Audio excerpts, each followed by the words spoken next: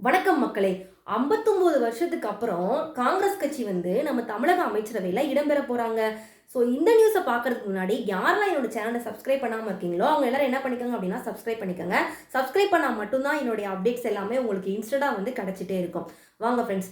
So நடந்து முடிந்த சட்டமன்ற தேர்தலில நம்ம தாவேகா கட்சி 108 இடங்கள்ல வெற்றி பெற்றிருந்தாங்க. ஸோ அவங்களுக்கு ஆதரவு கொடுக்கும் விதமா காங்கிரஸ் கட்சி, இந்திய கம்யூனிஸ்ட் கட்சி, மார்க்சிஸ்ட் கட்சி, விசிகா, முஸ்லீம் லீக் இவங்கெல்லாம் என்ன பண்ணாங்க அப்படின்னா ஆதரவு தெரிவிச்சாங்க. அந்த ஆதரவு தெரிவித்த வகையில் இன்னைக்கு நம்ம காங்கிரஸ் கட்சியை சார்ந்த 2 எம்எல்ஏக்களான விஸ்வநாதன் அவர்களுக்கும் ராஜேஷ்குமார் அவர்களுக்கும் அமைச்சர்களாக என்ன பண்ண போகிறாங்க அப்படின்னா பதவி பிரமாணம் செய்து வைக்க போகிறாங்க.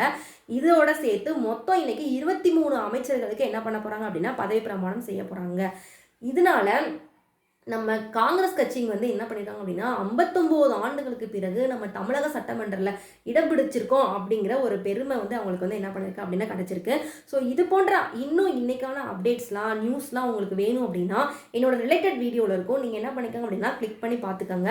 ஸோ சப்ஸ்கிரைப் பண்ணாத ஃப்ரெண்ட்ஸ் என்ன பண்ணிக்கோங்க அப்படின்னா சப்ஸ்கிரைப் பண்ணிக்கோங்க. ஓகேவா ஃப்ரெண்ட்ஸ், தேங்க்யூ.